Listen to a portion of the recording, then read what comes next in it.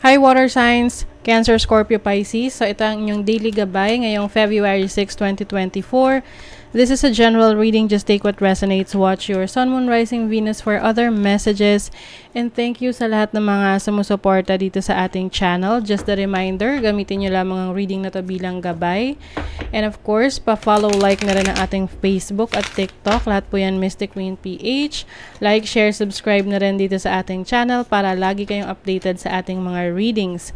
And please check out my Shopee. Available ang mga protection and prosperity items, bracelets, zodiac sign bracelets, and many more. Link on the description.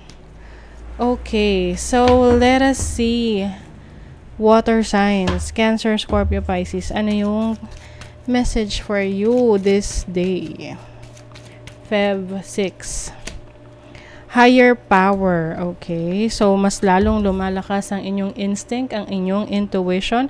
You have milk and honey. Wow, ang ganda. May celebration. Yung iba may harvest, no?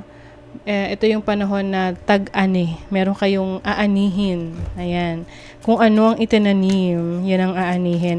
And yung iba sa inyo, you are celebrating kasi maganda yung rewards na nakuha nyo dun sa efforts na binigay nyo dun sa trinabaho ninyo.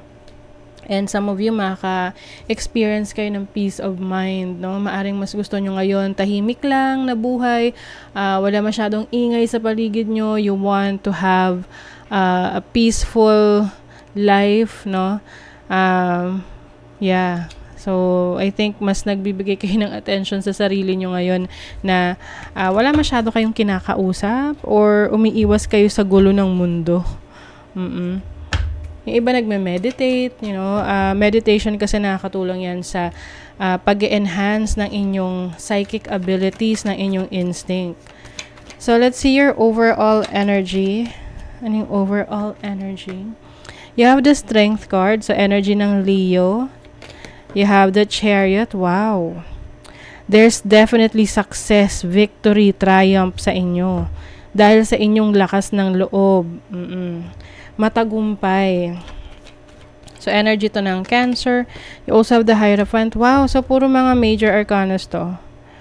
Oo. So, water signs, nandun kayo sa point na fully settled kayo ngayon sa kung nasaan man kayo ngayon. Although, meron pa rin kayong mga goals sa buhay, pero mas marami na kayong na-achieve. Yung iba sa inyo, kayo ay nire-respeto kasi meron kayong certain position, no, sa trabaho, sa career, sa business, sa industriya na kung nasaan kayo. Meron din ditong mentorship, leadership role. Maaring iba na promote, no? Mapopromote kayo. You are also seeking guidance, no? Yung iba sa inyo nagpapa-mentor or nagpapa-coach sa iba about your interest. So, halimbawa, interesado ka sa isang bagay, like for example, interesado ka sa spirituality, so maghahanap ka ng mentor mo na kung saan nakaka-resonate ka at para mas marami ka pang matutunan doon, no? So, let's see your energy sa iyong kaperahan, money, career, finances na mga water signs. You have the Star. Wow. So, yung mga plano mo ngayon sa career, unti-unti na siyang natutupad. You have the Three of Swords. Nako. Nanggaling kayo sa isang very painful situation sa career. Pwedeng nagkaroon kayo ng kaaway pagdating sa pera. Oo. Maaring may exchange of messages eh. Meron ditong hindi na kontento sa maaring tulong na binibigay mo, tapos ikaw pa yung masama, Oo, you have the Emperor card, so energy ng Aries. So, may mga energies dito ng iba't ibang signs, no?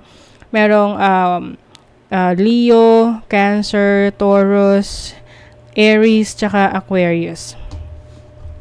So, I think when it comes to your money, career, finances, definitely there is leadership role sa inyo. Maraming offers, no? Maraming mga messages coming through.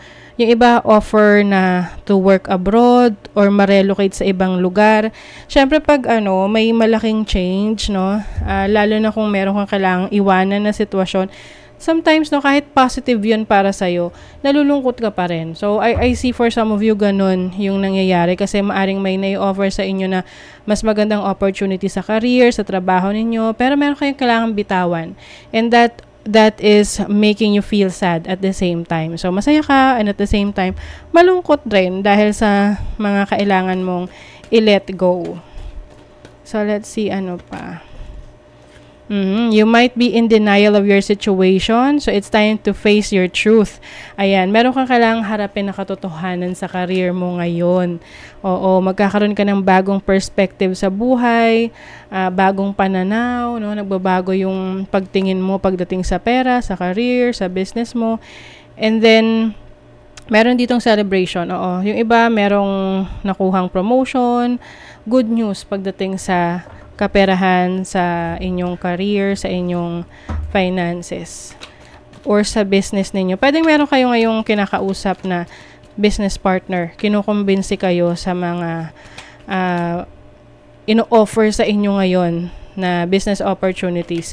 Pero, ang sinasabi rito is, meron kayong karapatan na tumanggi. Nasa sa inyo pa rin yan. So, sa love life naman, you have the Queen of Swords, the Devil, so Capricorn energy to, tapos Gemini, Libra, Aquarius.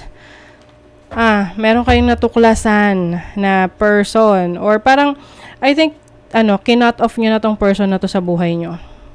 Kasi nakita nyo yung katotohanan sa taong to. This person may be very toxic, controlling, no? Na parang gusto kang, kontrolin yung buhay mo, na siya lang yung masusunod.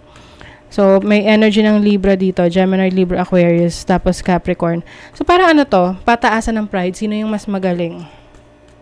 And dumating na dun sa point na hindi mo na gusto na hayaan, hindi mo na hahayaan na kontrolin ka niya, or yung tipong maging sunod-sunuran sa taong to. Lalo na kung napaka-toxic niya. Oo. Ngayon, maninindigan ka na talaga. Pwedeng nagkabalikan kayo nito, sinubukan mo na ayusin. May past talaga. But I feel like, may iba ka pang options. So, siguro dati, hinahayaan mong bumalik sa buhay mo kasi wala ka pang ibang choice. Yung tipong, wala kang choice eh. Pero ngayon, may lakas ng loob ka na mag-say no sa person na to, i-cut off ng person na to, kasi may mga iba ka ng options. May pagpipilian ka na. Hindi ka na magtitiis sa taong to, especially if this person is very toxic. Minsan masakit rin magsalita tong taong to na tipong, parang niyuyurakan yung dignidad mo to the point na masyado kang naiinsulto. So, kaya lang, may mga pagkakataon na kailangan mo siya, pwedeng kailangan mo siya financially, may suporta siyang naibibigay sa'yo. Kaya minsan ang hirap na i-let go, pakawalan. So, some of you, napagod na sa ganong scenario, paulit-ulit, and then wala namang pagbabago. So, ngayon, nag-open yung ibang opportunities for you. May iba ka ng option. Pwede ka nang umalis dyan sa poder na yan para ma-explore mo pa yung iba dahil alam mo na kaya mo na on your own. Okay? So, that is your reading, water signs. Thank you so much. Bye!